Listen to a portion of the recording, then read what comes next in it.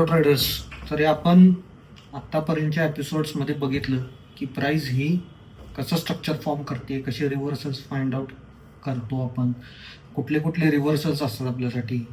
आता आपण बघणार आहे त्याचा नेक्स्ट पार्ट, जो की SMCचा असणार आहे आपल्यासाठी टाईम फ्रेम कॉम्बिनेशन. तर टाईम फ्रेम कॉम्बिनेशनमध्ये आपल्याला काय एक्झॅक्टली करायचं काय, तर आपल्याला टाईम फ्रेम म्हणजे एखादा टाईम फ्रेमवरती आपल्याला स्ट्रक्चर मॅपिंग करायचं आहे. तिथं आपल्या की लेवलवरती म्हणजे कशावरती, तर आपल्या एखाद्या रिव्हर्सलवरती प्राइस आल्यानंतर एक्झॅक्टली आपल्याला करायचं काय, ह्या गोष्टी आपण बघणार आहे आज. तर टाईम फ्रेम कॉम्बिनेशन हे ॲक्च्युली आपलं डिपेंडंट असते आपल्या ट्रेडिंग स्टाईलवरती. प्रत्येकाच्या ट्रेडिंग स्टाईलनुसार टाईम फ्रेम वेगवेगळा असतो. जसं की ट्रेडिंग स्टाईल्स म्हणजे काय, तर कोण कोण स्कॅल्पिंग करत असतं, कोण कोण स्विंग ट्रेडर्स असतात, काय काय लोक इंट्राडे करत असतात. आता बऱ्याचशा लोकांना इंट्राडेमध्ये इंटरेस्ट असतो. तसं प्रत्येकाचा पॉईंट ऑफ इंटरेस्ट वेगवेगळा असतो, पण त्याच्यासाठी प्रत्येकाला टाईम फ्रेम हा वेगळा वापरायला लागतो.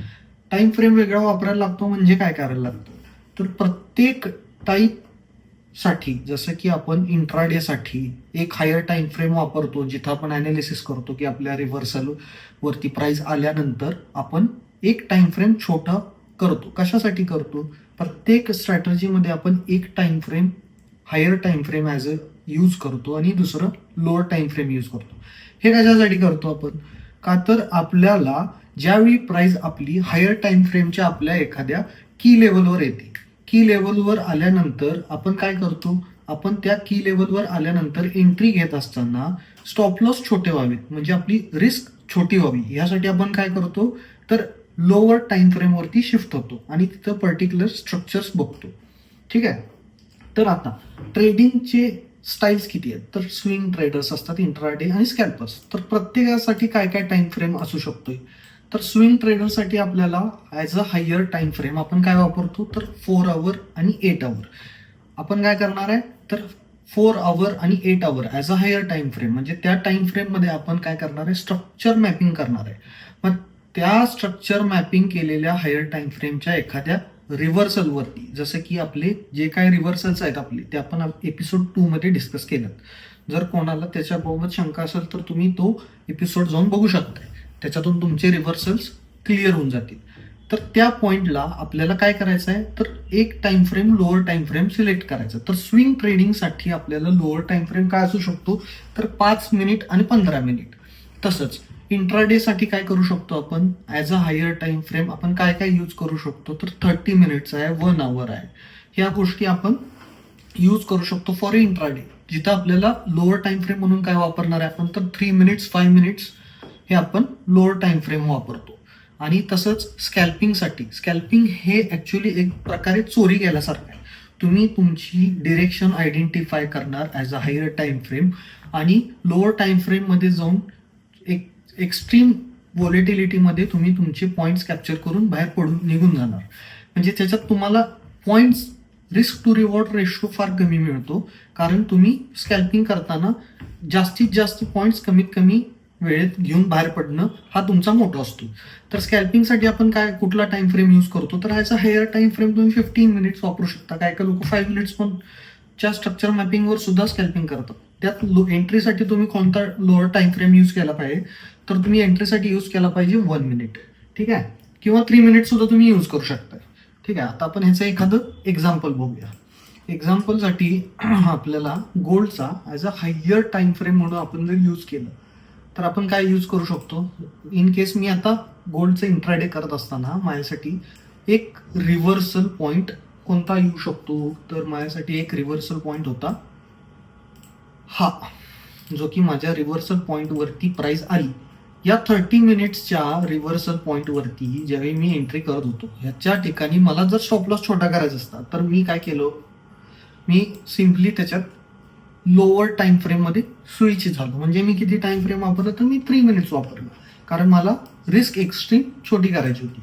तर मी त्या ठिकाणी काय केलं, माझ्या पॉईंट ऑफ इंटरेस्टवरती म्हणजे माझ्या एखाद्या रिव्हर्सलवरती प्राइस आल्यानंतर मी एक टाइम फ्रेम रिव्हर्सलसाठी शोधली. त्याच्यानंतर मी एंट्रीसाठी एक लोअर टाइम फ्रेमवरती गेलो आणि मग मला त्याच्यामध्ये एक एंट्रीसाठी मी जे काय टूल्स वापरतो किंवा मी जे काय मॉडेल्स वापरतो, भरपूर मॉडेल्स आहेत जे आपण हळूहळू शिकत जाऊ, त्याच्यातून मला त्या गोष्टी दिसत जातात. तर माझ्यासाठी काय झालं असतं, माझ्यासाठी एंट्री पॉईंट हा या पर्टिक्युलर एरियासाठी मी बघितला असता. म्हणजे पूर्ण स्विंग घेतल्यानंतर मी तिथं एंट्री केली असती. एंट्रीसाठीचे मॉडेल्स आपण येणाऱ्या टॉप एपिसोड्समध्ये बघूच, पण जसं टाइम फ्रेम स्विच करतो आपण तसं तुम्हाला एक एक्झाम्पल्ससाठी त्या गोष्टी दाखवते. जसं की आपण आता इथं बघितलं की प्राईजमध्ये रिव्हर्सल येत असताना आपल्याला एक्झॅक्टली प्राईजनं डिस्प्लेसमेंट दिल्यानंतर सुद्धा प्राईज एका पर्टिक्युलर ठिकाणी माघारी येणार आहे. त्या एरियापासून आपण एंटर करणार. तर हे काय कसं आपण गेस केलं, तर लोअर टाइम फ्रेममध्ये गेलो आपण. या पॅनिक मोडमध्ये ज्यावेळी आपल्याला दिसत असतं की प्राईज एक्सेसिव्ह फॉल करायला लागली, म्हणून आपण फार मोठे मोठे एसेट्स ठेवून प्राईजमध्ये एंटर करत नाही. आपण काय करतो, आपण स्मार्ट ट्रेडर आहे. आपण काय करतो, आपण पेशंटली वेट करतो आपल्याला एंट्री इनिशिएट होण्यासाठी. त्यासाठी आपण काय केलं, रिस्क छोटी करण्यासाठी काय केलं, तर ॲज अ एक टाइम फ्रेम आपण स्विच केलं लोअर टाइम फ्रेमसाठी. ठीक आहे. सेम ॲज इट इज आपण जर बघितलं तर प्राईजनं आयडीएम घेतली, आता प्राईज बॉस करायला जाणार आहे. म्हणजे काय करायला जाणार आहे, स्ट्रक्चर मॅपिंग करायला जाणार आहे. त्यावेळी आपल्यासाठी डिसिजन म्हणजे एक ऑर्डर ब्लॉक आहे आयडीएम नंतरचा, त्याच्यावरती आपण रिव्हर्सल बघणार आहे. तर त्या ठिकाणी बघत असताना आपल्याला काय लक्षात आलं की आपण इथं एंट्री कशी करू शकत होतो. तर 30 मिनिटाच्या एका रिव्हर्सल वरती आल्यानंतर आपण काय करू शकतो, तो एक time frame lower time frame आपण बाय चॉईस यूज करू शकतो. मी माझे स्वतःचे जे पण लोअर टाइम फ्रेम्स मी यूज करतोय ते पण मी तुम्हाला व्हिडिओच्या एंडला सांगेन. ठीक आहे. आपण काय केलं, जस्ट एक टाइम फ्रेम रिड्यूस केला, as a lower time frame आपण सिलेक्ट केला आणि आपण आपले एंट्रीज इनिशिएट केल्या.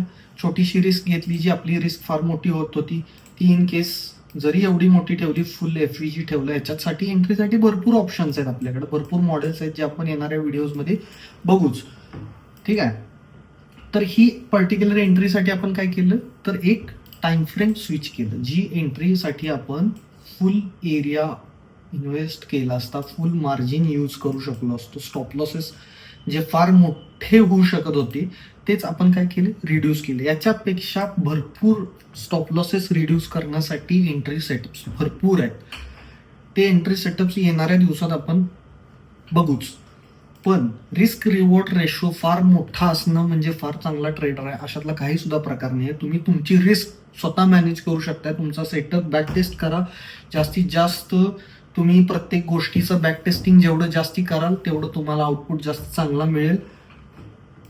रिस्क छोटी करणं हे आपल्या हातात आहे. कॅपिटल वाढवण्यासाठी किंवा प्रॉफिटेबल ट्रेडर होण्यासाठी तुम्हाला मोठ्या कॅपिटलची गरज आहे असं काही प्रकार नाही आहे. तुम्ही रिस्क छोटी करण्याचा प्रयत्न करा, तुमचे प्रॉफिट्स ऑटोमॅटिक तुम्हाला ग्रो होताना दिसतील. स्मॉल अकाउंट्स तुमचे मोठे होताना तुम्हाला दिसतील. फक्त तुम्ही कन्सिस्टंटली एज्युकेशनवर फोकस ठेवा. तुम्ही तुमच्या कुठल्याही कॉल ग्रुप्सला वगैरे फोकस देण्यापेक्षा तुम्ही तुमचा टाइम इन्व्हेस्ट करा एज्युकेशनल व्हिडिओज बघण्यासाठी. तुम्हाला सेल्फ इम्प्रूव्हमेंटमध्ये तुम्ही लक्ष द्या. तुम्हाला भरपूर स्कोप आहे याच्यात. ॲक्युरसी फार जास्त आहे स्मार्ट मनी कन्सेप्टची, आणि स्मार्ट मनी कन्सेप्टच्या पण बियॉन्ड भरपूर गोष्टी आहेत. त्या पण आपण येणाऱ्या दिवसात बघूया. पहिला 1 बाय 1 आपण शेअर करत चाललेलो. ही प्लेलिस्ट तुम्ही सगळ्यांना शेअर करा, जास्तीत जास्त लोकांपर्यंत पोहोचवा आणि असंच मला सपोर्ट करत राहा. थँक्यू.